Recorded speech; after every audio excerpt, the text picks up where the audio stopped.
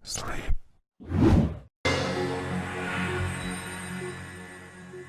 Kolumnis William Shafire pernah mengatakan bahwa jika seseorang terlibat dalam konspirasi atau perbuatan menutup-nutupi atau cover up, mereka akan menggunakan kalimat-kalimat yang secara pasif menghindari kesalahan sambil menjauhkan diri mereka sendiri sebagai orang yang mengucapkan kata-kata tersebut dari tanggung jawab yang sesungguhnya. Nah, masalah besar dengan konspirasi adalah sebuah konspirasi akan selalu melibatkan orang lain dan orang-orang tersebut akan mencapai sebuah titik atau satu titik sampai akhirnya mereka tidak bisa lagi tutup mulut.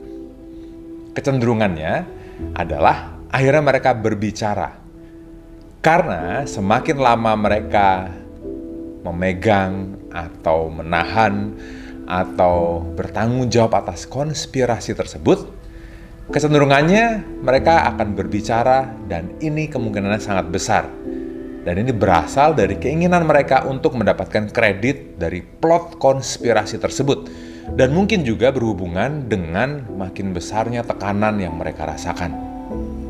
Karena sebetulnya fungsi alam bawah sadar manusia itu cuma dua, yaitu menghindari duka atau hal-hal yang membuat tidak nyaman atau tidak enak. Dan fungsi yang berikutnya adalah memperoleh sukacita atau memperoleh kebahagiaan atau kesenangan. Sebuah studi di tahun 2012 yang diterbitkan dalam Journal of Experimental Psychology menemukan bahwa jika seseorang menjaga rahasia, ini akan menyebabkan beban fisik dan beban pikiran dan alam bawah sadar pada orang tersebut. Karena rahasia itu akan membuat alam bawah sadar orang tersebut semakin terbebani akibat melakukan tugasnya dalam menjaga rahasia itu. Dan secara alam bawah sadar, orang tersebut akan membuat gunung yang makin tinggi yang harus mereka daki. Dan seiring dengan berjalannya waktu, proses pendakian ini menjadi terasa lebih susah, lebih berat, dan lebih curam. Jadi tidak heran jika hal-hal buruk akhirnya keluar akibat rahasia yang dijaga oleh orang ini. Proses munculnya suatu rahasia erat hubungannya dengan proses menciptakan kebohongan. Seperti kata pepatah, sekali pembohong, tetap pembohong. Ternyata pepatah ini memiliki kebenaran ilmiahnya sendiri. Para peneliti telah membuktikan jika otak manusia membuat kebohongan, maka akan lebih mudah bagi otak orang tersebut untuk menciptakan makin banyak kebohongan-kebohongan lainnya. Para peneliti juga memberikan beberapa bukti biologis mengapa kebohongan kecil akan dapat berkembang menjadi kebohongan yang lebih besar. Berbohong dan menipu adalah perilaku manusia yang umum.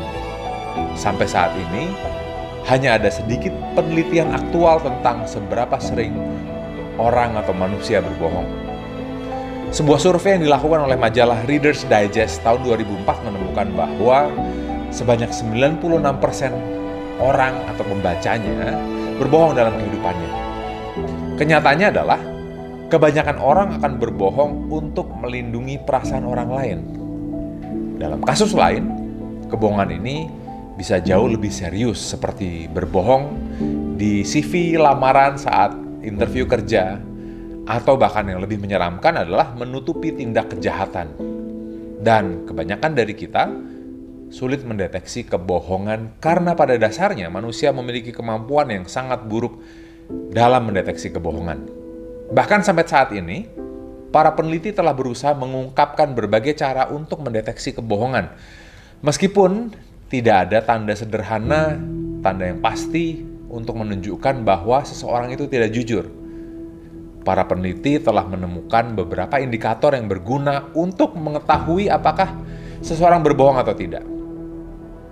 Namun, seperti banyak hal lainnya dalam kehidupan, untuk mendeteksi kebohongan, seringkali kita perlu berpegangan pada satu hal, yaitu mempercayai insting kita sendiri. Dengan mengetahui tanda-tanda yang mungkin secara akurat dapat mendeteksi kebohongan, dan belajar memahami insting kita sendiri, kita mungkin bisa jadi lebih mahir, lebih baik dalam mengenali kebohongan orang lain. Para peneliti di UCLA melakukan studi tentang kebohongan dan menganalisis 60 studi tentang kebohongan untuk mengembangkannya menjadi sebuah teknik agar nanti digunakan oleh para penegak hukum. Nah, hasil penelitian ini dipublikasikan di American Journal of Forensic Psychiatry. Penelitinya bernama R. Edward Gesselman menyarankan bahwa meskipun mendeteksi kebohongan tidak pernah mudah, dengan pelatihan yang berkualitas dapat meningkatkan kemampuan seseorang untuk mendeteksi kebohongan itu sendiri. Berikut beberapa tips untuk mengidentifikasi apakah seseorang berbohong atau tidak. Dan strategi ini dapat Anda gunakan untuk membantu Anda membedakan antara hal yang fakta atau fiksi. Yang pertama, jangan hanya mengandalkan bahasa tubuh saja dalam mendeteksi kebohongan orang lain. Karena pada dasarnya, bahasa tubuh bukan satu-satunya cara atau alat untuk mendeteksi kebohongan. Padahal bahasa tubuh hanyalah satu aspek yang bisa dipakai dalam mengetahui kebohongan orang lain. Seorang psikolog bernama Howard Ehrlichman telah mempelajari gerakan mata sejak tahun 1970-an, menemukan bahwa gerakan mata sama sekali tidak menandakan bahwa seseorang sedang berbohong. Faktanya, Howard menyarankan bahwa pergeseran mata berarti seseorang sedang berpikir, atau lebih tepatnya bahwa dia sedang mengakses alam bawah sadarnya atau mengakses memori jangka panjang atau jangka pendek mereka. Tanda kedua yang paling akurat adalah di saat orang tersebut mengungkapkan fakta-faktanya dengan tidak jelas atau tidak spesifik. Jika seseorang mengungkapkan sesuatu hal tidak jelas dan tidak spesifik, kemungkinan besar orang tersebut berbohong. Karena jika seseorang tampaknya sengaja tidak memberikan detail-detail penting dari sebuah fakta, itu mungkin karena mereka sedang menyembunyikan fakta yang sesungguhnya. Tanda ketiga adalah adanya ketidakpastian dalam vokal mereka atau intonasi mereka. Karena jika seseorang tidak yakin dengan yang mereka ucapkan, kemungkinan besar mereka sedang membohongi Anda.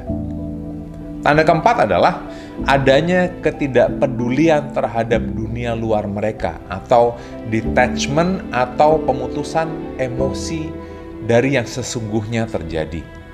Seperti mereka mengangkat bahu, kurang ekspresi, pemilihan kata-kata yang detach atau menjauh dari sesuatu yang sesungguhnya terjadi, atau postur tubuh mereka yang tidak connect dengan realita yang terjadi, dan masih banyak yang lainnya. Tanda-tanda berbohong karena orang tersebut sebetulnya berusaha agar emosi sesungguhnya yang mereka rasakan tidak bocor atau tidak muncul ke permukaan. Tanda kelima adalah terlalu banyak berpikir. Jika orang tersebut tampaknya berpikir terlalu lama atau berusaha terlalu keras untuk mengisi detail-detail cerita mereka, itu mungkin karena mereka sedang membohongi Anda. Pelajarannya di sini adalah meskipun bahasa tubuh dapat membantu Anda dalam mengetahui kebohongan seseorang, meskipun tips-tips tadi, poin-poin tadi dapat membantu Anda dalam mendeteksi kebohongan orang lain, tetap penting untuk memperhatikan tanda-tanda yang lainnya. Tanda keenam adalah dengan meminta mereka untuk menceritakan kisah mereka secara terbalik. Dari sini Anda dapat mendeteksi kebohongan mereka dengan melihat dari luar sebagai proses observasi untuk menyocokkan antara penuturan kisah mereka yang pertama sesuai kronologisnya dengan penuturan kisah mereka yang kedua di saat mereka menceritakannya dengan cara terbalik. Beberapa peneliti menyarankan untuk meminta orang tersebut menceritakan cerita mereka dalam urutan terbalik daripada urutan kronologis sebelumnya. Karena ini dapat meningkatkan akurasi Anda dalam mendeteksi kebohongan mereka. Lalu, jika reaksi naluri kita mungkin lebih kuat, mengapa kita tidak lebih baik menggunakan insting dalam mendeteksi kebohongan orang lain? Respon sadar kita mungkin mengganggu asosiasi otomatis kita dan membuat penilaian kita yang hanya mengandalkan insting akan mempengaruhi fakta yang sebetulnya terjadi. Orang-orang fokus pada perilaku serta stigma yang mereka kaitkan dengan kebohongan, seperti gelisah, kurangnya kontak mata, dan lain sebagainya. Karena semua tanda-tanda perilaku dan indikator yang dikaitkan para peneliti tadi dengan adanya kebohongan, sebetulnya hanyalah petunjuk yang kita gunakan untuk mengungkapkan apakah seseorang berbohong atau tidak. Lain kali jika Anda mencoba untuk mengukur kebenaran dari sebuah cerita atau berita dari seseorang, berhentilah menggunakan tanda-tanda yang tadi saya sebutkan. Yang perlu Anda lakukan, dan yang paling penting adalah percayalah pada insting Anda. Karena kita semua memiliki intuisi yang hebat untuk mengetahui tentang kejujuran versus ketidakjujuran dari sebuah berita atau cerita. Belajarlah untuk memperhatikan perasaan itu. Mudah-mudahan video pendek ini bermanfaat. Tetap share, like, dan subscribe channel saya agar saya terus dapat memberikan Anda konten-konten bermanfaat yang lainnya.